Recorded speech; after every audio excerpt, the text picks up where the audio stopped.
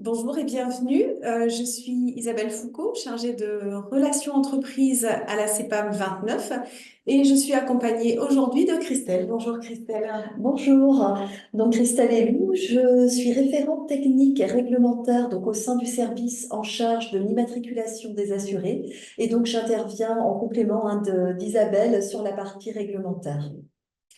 Donc je vous rappelle que cette rencontre vous est proposée par les 4 CEPAM de Bretagne et nous allons donc vous présenter aujourd'hui le service en ligne pour l'immatriculation de vos salariés étrangers. Nous verrons aussi les bonnes pratiques pour que vos dossiers soient traités au plus vite. Nous vous rappelons que vos micros sont volontairement coupés pour le confort de ce webinaire. Et exceptionnellement, aujourd'hui, nous n'aurons personne au chat. Par contre, vous pouvez quand même poser vos questions via le bouton Q et R et nous vous adresserons donc l'ensemble des réponses via la foire aux questions que vous recevrez d'ici quelques jours avec le support et le replay. Pour poursuivre juste une précision, cette présentation va durer une trentaine de minutes.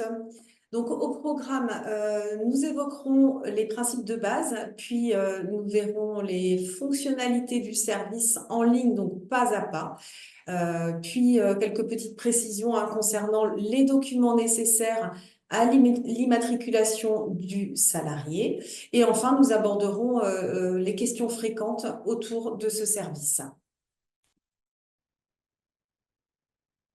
Alors, pour commencer, quels sont les avantages? Eh bien, en premier lieu, c'est la possibilité de faire vos démarches à n'importe quel moment, puisque le service est accessible 24 heures sur 24 et 7 jours sur 7. C'est aussi un gain de temps, l'affiliation des travailleurs nés à l'étranger, mais aussi de leur famille, pourra se faire de manière plus rapide et surtout sécurisée. L'ouverture des droits jusqu'à l'obtention de la carte vitale est donc facilitée. Donc, ce service permet également de renseigner directement en ligne les informations nécessaires à l'immatriculation et à l'affiliation des salariés étrangers, et ce, donc, tout au long du processus de traitement, de l'envoi de la demande à l'attribution du numéro de sécurité sociale. Vous pourrez suivre aussi vos dossiers et obtenir les informations en temps réel. Alors, quelques rappels côté entreprise. Si le salarié est déjà immatriculé, vous n'avez qu'une seule formalité obligatoire à l'embauche, c'est d'effectuer la DPAE, la déclaration préalable à l'embauche. Donc, cette démarche peut être directement effectuée sur le site de Net Entreprise. Pour établir votre paye en DSN, vous devez utiliser soit le numéro définitif, soit le numéro technique temporaire, le NTT. Donc, ce dernier est composé pour information du code sexe 1 ou 2, du sirène, puis de 30 caractères maximum. Si un salarié né à l'étranger ou de nationalité étrangère vous indique ne pas être immatriculé en France, vous pourrez réaliser les démarches à sa place via le service en ligne donc, qui s'appelle J'emploie un salarié étranger. Il est accessible sur amélie.fr dans l'onglet dédié aux entreprises. Alors, il est à noter que ce service ne peut pas être utilisé pour obtenir l'ouverture des droits à l'assurance maladie des Français de retour d'expatriation ou des étrangers disposant déjà de leur numéro d'immatriculation. Dans ce cas, il convient de compléter le formulaire S1106 qui s'appelle Demande d'ouverture de droit à l'assurance maladie et il est également disponible sur amélie.fr. Donc, une fois le numéro définitif obtenu, il conviendra de faire un bloc changement dans votre DSN mensuel. Il ne faudra pas oublier de faire cette petite manipulation pour votre DSN. Et dernière précision, donc le contrôle de la régularité du titre de séjour incombe à l'employeur.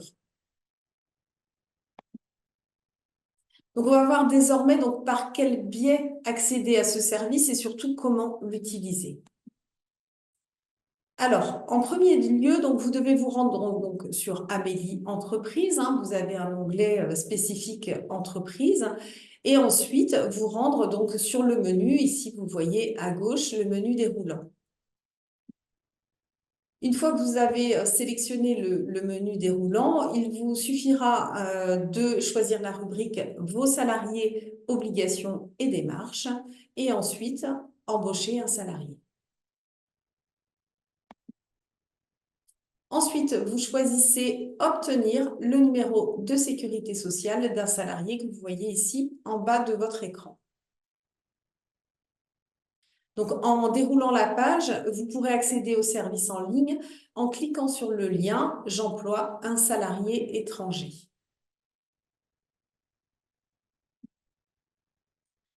Donc, une fois que vous êtes sur cette page, vous pourrez, dans un premier temps, donc, procéder à votre inscription. Donc, vous aurez un menu qui va vous permettre de choisir soit le français, soit l'anglais pour votre saisie.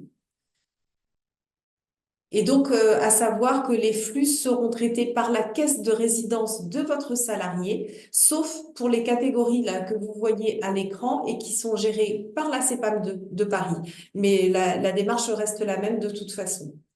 Donc, il s'agit des assistants de langue étrangers, des mannequins étrangers et des scientifiques chercheurs titulaires d'un passeport talent.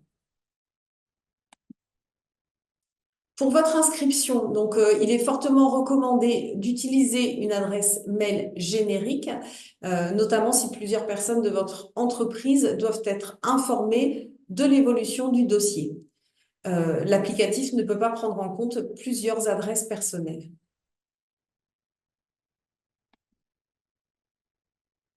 Donc, après avoir validé votre inscription, vous pourrez accéder au service et faire vos demandes d'ouverture des droits à l'assurance maladie.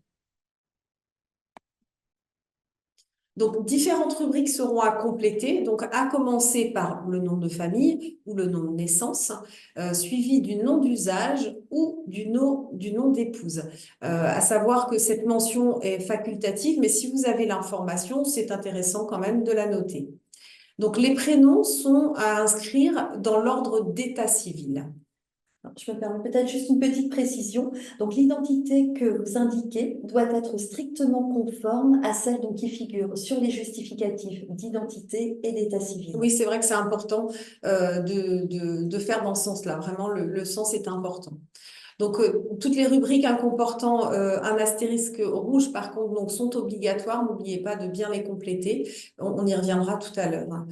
Et pour rappel, bien sûr, si le salarié a déjà travaillé en France, il dispose déjà d'un numéro de sécurité sociale, donc la demande ne peut pas passer par ce service.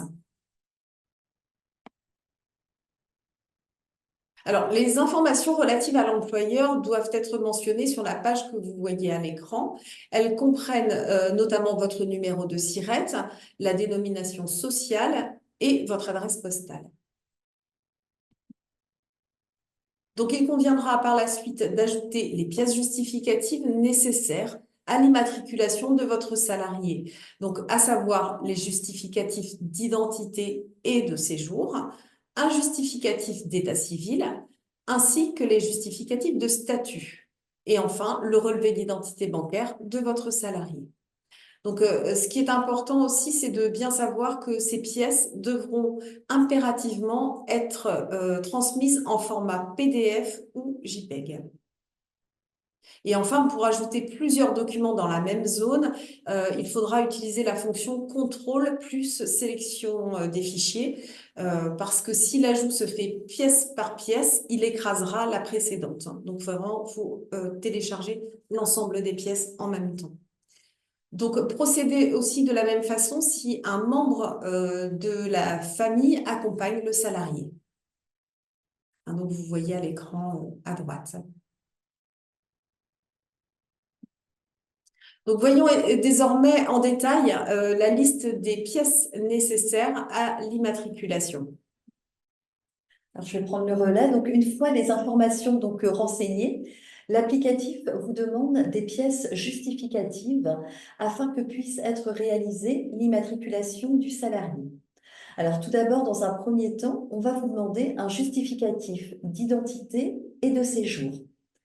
Donc, il s'agit de la copie du passeport ou de la carte d'identité de votre salarié, ainsi que pour les ressortissants d'un État tiers, donc hors Union européenne, une copie du visa ou du titre de séjour. La pièce d'identité doit impérativement être en cours de validité et ne doit pas être tronquée. Alors, une petite précision importante, la bande MRZ doit impérativement donc être présente sur le justificatif d'identité. Alors, on la voit en bas à droite de l'écran. Donc, si cette bande figure au verso du document d'identité, il convient de nous transmettre donc la copie recto verso de la pièce. Et tout comme le document d'identité, donc le titre de séjour doit être lui également en cours de validité. Alors, s'il s'agit d'un visa long séjour valant titre de séjour, pensez à nous transmettre également, donc dans la mesure du possible, bien sûr, la confirmation de la validation du visa. Cela, en fait, nous évitera de réclamer par la suite cette pièce à votre salarié, en fait. Donc là, nous avons vu donc, les justificatifs d'identité et de séjour. Alors, on va passer aux justificatifs d'état civil. Donc, on vous demandera également de nous fournir un justificatif d'état civil. Donc, c'est à savoir un acte de naissance ou un acte de mariage ou une copie intégrale du livret de famille qui doit être établi donc, dans la langue d'origine.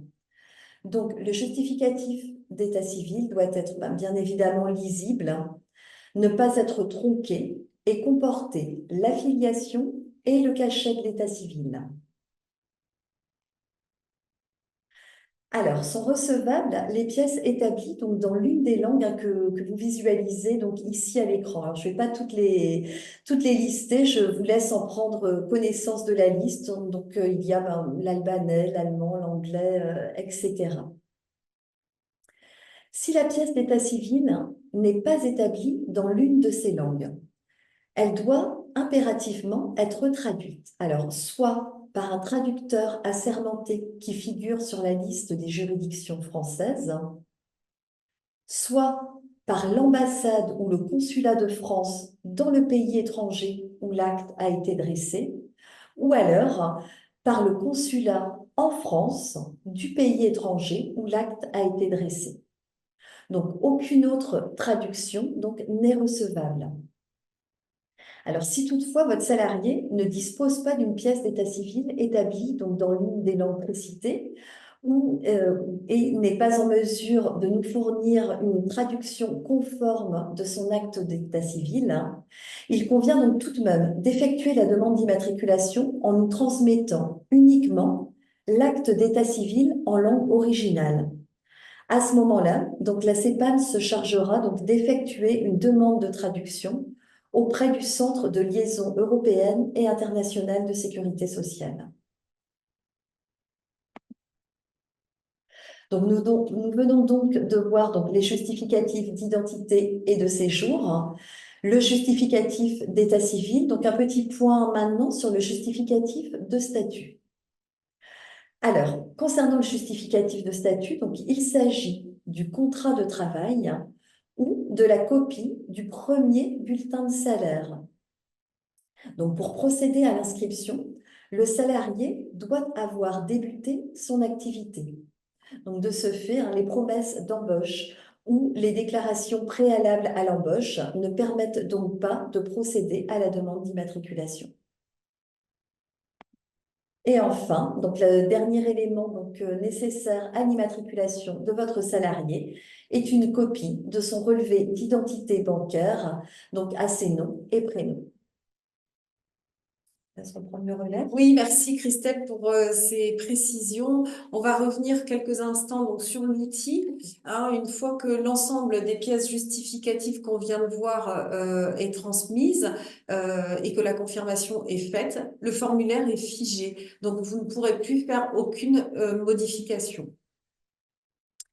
Vous pourrez retrouver par contre le statut de vos demandes dans la rubrique Mes dossiers sur votre compte. Le NIA ou numéro d'identification d'attente ne sert qu'à qu'à verser en fait les prestations d'assurance maladie en attendant le numéro du coup définitif. Il ne doit absolument pas être utilisé dans votre DSN mensuel ou événementiel. Donc ça, c'est une précision importante, hein. Donc, voyons à présent donc les questions fréquentes qu'on a pu recenser en fait sur l'utilisation de ce service. Alors, une première question, donc quel contact inscrire pour m'identifier? Alors, le contact, il faut vraiment utiliser une adresse générique, hein, comme dans la plupart du temps sur les outils dématérialisés, parce que le service en ligne là, qui vous est proposé n'est pas du tout adapté pour contenir plusieurs contacts ou supporter le changement d'adresse mail nominative en cas de turnover ou de remplacement, par exemple. Alors, une autre question, je suis prestataire. Je travaille pour plusieurs grandes entreprises. Est-ce que je peux accéder à ce service? Oui, tout à fait. Donc, le service est bien prévu pour cette situation, donc aucun problème.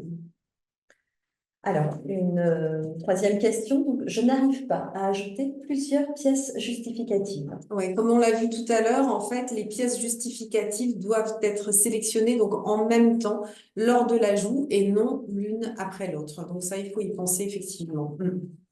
Et si je n'arrive pas à ajouter une nouvelle pièce justificative, comment faire? Voilà. Alors, quand on a une nouvelle pièce justificative, si vous avez besoin, par exemple, de changer qu'une seule pièce justificative sur deux pièces initialement téléchargées, vous devez malgré tout retélécharger l'ensemble des pièces justificatives parce que le serveur, en fait, ne fonctionne pas en annule et remplace, tout simplement. Alors, j'ai bien montré le numéro de sécurité sociale de mon salarié. Mon dossier a été rejeté. Que faire? Alors, si vous avez, pardon, si vous avez déjà un numéro de sécurité sociale, votre salarié est déjà en fait immatriculé à l'assurance maladie. Donc, il n'y aura que la DPAE, hein, la déclaration préalable à l'embauche, à effectuer. Je dois ajouter les membres de famille de mon salarié déjà inscrits sur le site. Comment faire? Alors, les membres de la famille doivent être obligatoirement inscrits en même temps que le salarié. À défaut, il faudra donc procéder à une affiliation classique. Alors, je souhaite inscrire mon salarié avant son début de contrat. Est-ce que c'est possible? Eh bien non, vous l'avez compris, hein, donc pour procéder à l'inscription, le contrat doit avoir été exécuté. Donc les promesses d'embauche et les déclarations préalables à l'embauche ne permettent pas de procéder à la demande d'immatriculation. Donc on l'a vu tout à l'heure. Et une dernière question, je n'ai pas reçu de confirmation d'inscription. Alors effectivement, ça arrive, hein, on vous recommande dans ces cas-là d'aller regarder dans vos messages indésirables, dans vos spams et surtout de bloquer les pop-up pour que vous puissiez récupérer donc vos informations. Donc voilà pour cette petite série de questions-réponses. En conclusion, ce qu'on peut dire, c'est que ce service en ligne, il est très intuitif, surtout sécurisé. Donc ça, c'est très important. Accessible 24 heures sur 24 et 7 jours sur 7. Donc pour les employeurs, hein, bien entendu. Il permet de traiter de manière dématérialisée l'ensemble des échanges et la communication entre les employeurs et l'assurance maladie. Les informations enregistrées sont intégrées dans les traitements destinés à la gestion et les droits des bénéficiaires. Vous avez accès à l'ensemble des dossiers en cours, donc ça c'est plutôt intéressant, ça vous permet de suivre un petit peu l'avancée de vos dossiers, ainsi qu'à l'historique des mails reçus donc à chaque étape de traitement. Alors, quelques outils supplémentaires qu'on vous met à disposition. Donc déjà, si vous avez un compte LinkedIn, vous pouvez vous abonner à la page Assurance Maladie de votre département pour suivre toutes les actualités, hein, les informations, chaque caisse ayant sa propre page. Il y a une particularité dans le Finistère avec en plus une page spécifique relations entreprises.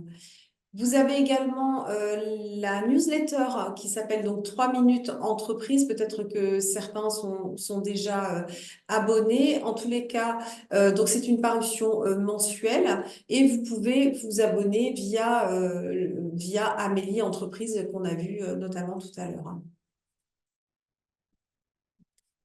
Ce webinaire est maintenant terminé. Donc, pour tout complément d'information sur le sujet, vous pouvez nous contacter donc sur les différents mails que vous avez à l'écran hein, en fonction de votre département. On vous laisse quelques instants pour prendre note de ces différents mails. Ça me laisse le temps de vous dire qu'à la fermeture de cette session, vous aurez un petit questionnaire qui vous sera proposé. Donc, n'hésitez pas à le compléter. Il nous permet en fait hein, d'adapter nos interventions en fonction de vos besoins, de vos idées. Donc, n'hésitez pas à le compléter. Merci à tous hein, pour votre écoute et à bientôt pour un nouveau webinaire. Merci, au revoir. Au revoir.